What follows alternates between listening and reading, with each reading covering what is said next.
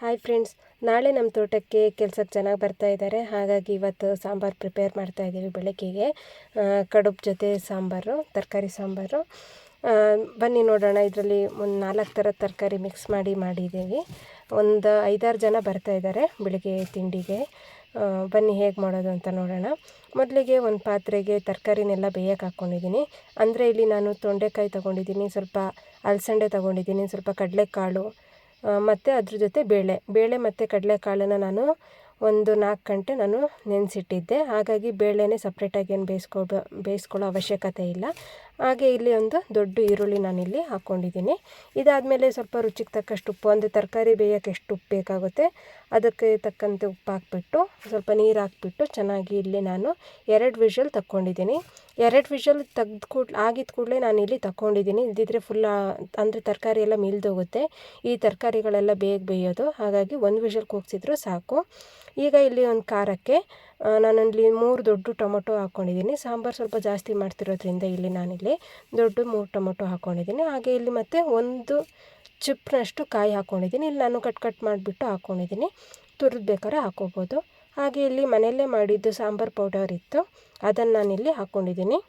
ಸಾಂಬಾರು ಪುಡಿ ಇಲ್ದಿದ್ದವರು ಸ್ವಲ್ಪ ಧನಿಯಾ ಪುಡಿ, ಜೀರಿಗೆ, ಸ್ವಲ್ಪ ಸಾಸಿವೆ, ಹಾಗೆ ಮತ್ತು ಇಲ್ಲಿ ಅರಿಶಿನ ಮತ್ತು ಖಾರದ ಪುಡಿ ಹಾಕ್ಕೋಬೇಕು. ನಾವಿಲ್ಲಿ ಸಾಂಬಾರು ಪುಡಿಗೆ ಖಾರದ ಪುಡಿ ಕಮ್ಮಿ ಹಾಕಿರೋದ್ರಿಂದ, ಯಾಕಂದರೆ ಎಲ್ಲ ಸಾಂಬಾರಿಗೂ ಅದು ಯೂಸ್ ಮಾಡೋಕ್ಕಾಗಲ್ಲ. ಒಂದೊಂದು ಸಾಂಬಾರಿಗೆ ಕಮ್ಮಿ ಬೇಕಾಗಿರೋದ್ರಿಂದ ಖಾರ, ಹಾಗಾಗಿ ಇಲ್ಲಿ ನಾವು ಕಡಿಮೆ ಯೂಸ್ ಮಾಡಿರ್ತೀವಿ.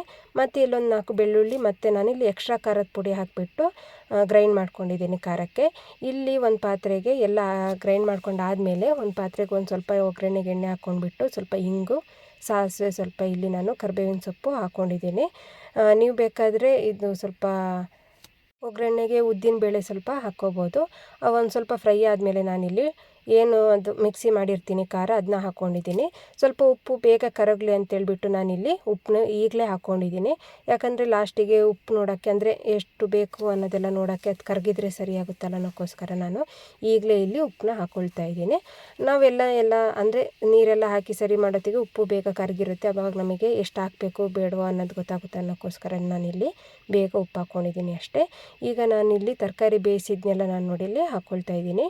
ನೋಡಿ, ನಾನು 2 ವಿಷಲ್ ತಕ್ಷಣ ಕೂಗಿಸಿನೇ ತೆಗ್ದಿದ್ದೀನಿ. ಅಂದರೆ ಯಾಕಂದರೆ ಬೇಗ ಆಗಬೇಕಾಗಿರೋದ್ರಿಂದ ಕೂಗಿಸಿದ ಕೂಡಲೇ ತೆಗ್ದಿದ್ದೀನಿ ನಾನು. ಹಾಗಾಗಿ ಜಾಸ್ತಿ ಮಿಲ್ದಿಲ್ಲ. ನೀವು ಒಂದೇ ವಿಷಲ್ ಬೇಕಾದ್ರೆ ತೆಗ್ಸಿ ಫುಲ್ ಏರ್ ಹೋಗೋ ತನಕ ಬಿಟ್ಟರೆ ಸಾಕು. ನೋಡಿ, ತರಕಾರಿ ಹಾಕಿದ ಮೇಲೆ ಖಾರ ಇಷ್ಟ ಆಯಿತು. ಈಗ ನಮಗೆ ಸಾಂಬಾರು ಜಾಸ್ತಿ ಬೇಕಾಗಿರೋದ್ರಿಂದ ಮಿಕ್ಸಿ ತೊಳೆದಿದ್ದು ನೀರನ್ನೆಲ್ಲ ನಾನಿಲ್ಲಿ ಹಾಕ್ಕೊಳ್ತಾ ಇದ್ದೀನಿ. ಈ ಟೈಮಲ್ಲಿ ನೀವು ಬೇಕಾದರೆ ಉಪ್ಪೆಲ್ಲ ಚೆನ್ನಾಗಿ ನೋಡ್ಕೊಳ್ಳಿ. ಉಪ್ಪೇನಾರು ಆಗಿಲ್ಲ ಅಂದರೆ ನೀವು ಉಪ್ಪು ಹಾಕ್ಕೋಬೋದು. ನಾನು ಹಾಕಿದ್ದು ಉಪ್ಪೆಲ್ಲ ಸರಿ ಇತ್ತು, ಹಾಗಾಗಿ ನಾನಿಲ್ಲಿ ಮತ್ತೇನು ಹಾಕಿಲ್ಲ. ನೀರು ಕನ್ಸಿಸ್ಟೆನ್ಸಿ ನೋಡ್ಕೊಂಡು ಬೇಕಾದ್ರೆ ನೀವು ಎಷ್ಟು ನೀರು ಬೇಕೋ ಅಷ್ಟು ಹಾಕ್ಕೊಳ್ಳಿ. ನಾನು ನೋಡಿ ಇದಿಷ್ಟು ಹಾಕ್ಕೊಂಡಿದ್ದೀನಿ. ಇನ್ನೂ ಒಂದು ಸ್ವಲ್ಪ ನೀರು ಹಾಕಿದ್ದೀನಿ, ಯಾಕಂದರೆ ಕುದಿಬೇಕಲ್ವ. ಹಾಗಾಗಿ ಮತ್ತು ತುಂಬ ಸಾಂಬಾರು ಬೇಕಿತ್ತಲ್ಲ, ಕಡುಬಿಗಾದರೆ ಎಲ್ಲ ಸ್ವಲ್ಪ ಸಾಂಬಾರು ಜಾಸ್ತಿ ಬೇಕು. ಹಾಗಾಗಿ ಒಂದು ಸ್ವಲ್ಪ ಉಪ್ಪೆಲ್ಲ ಹಾಕಿಬಿಟ್ಟು ನಾನು ನೋಡಿ ಇಲ್ಲಿ ಕುದಿಯೋಕ್ಕೆ ಬಿಟ್ಟಿದ್ದೀನಿ. ಸ್ವಲ್ಪ ಹೈ ಫ್ಲೇಮಲ್ಲೇ ಬಿಟ್ಟಿದ್ದೀನಿ, ಒಂದು ಸ್ವಲ್ಪ ಬೇಗ ಆಗಲಿ ಅಂತ.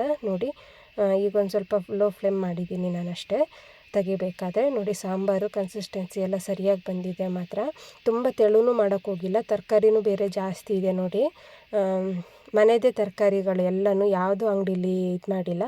ಬೇಳೆ ಮತ್ತು ಕಡಲೆಕಾಳು ಬಿಟ್ಟರೆ ಎಲ್ಲ ಮನೆ ತರಕಾರಿನೇ. ತೊಂಡೆಕಾಯಿ, ಸ್ವಲ್ಪ ಅಲಸಂಡೆ, ಅದೆಲ್ಲ ತುಂಬ ಚೆನ್ನಾಗಿ ಬಂದಿದೆ ಸಾಂಬಾರು ಮಾತ್ರ. ನೀವು ರೊಟ್ಟಿ, ಕಡುಬು, ಅನ್ನದ ಜೊತೆ ಎಲ್ಲ ಸರ್ವ್ ಮಾಡ್ಕೋಬೋದು. ಇದಿನ್ನೂ ಸ್ವಲ್ಪ ಆರಿದರೆ ಸ್ವಲ್ಪ ಗಟ್ಟಿ ಬರುತ್ತೆ ಸಾಂಬಾರು. ಇದಾಗಿತ್ತು ಇವತ್ತಿನ ವಿಡಿಯೋ. ನಿಮಗೇನಾದ್ರು ಸಾಂಬಾರು ಪುಡಿ ರೆಸಿಪಿ ಏನಾದ್ರು ಬೇಕಿದ್ದರೆ ಕಮೆಂಟ್ ಮಾಡಿ ತಿಳಿಸಿ, ಅದನ್ನೂ ಒಂದು ವಿಡಿಯೋ ಮಾಡಿ ಹಾಕ್ತೀವಿ.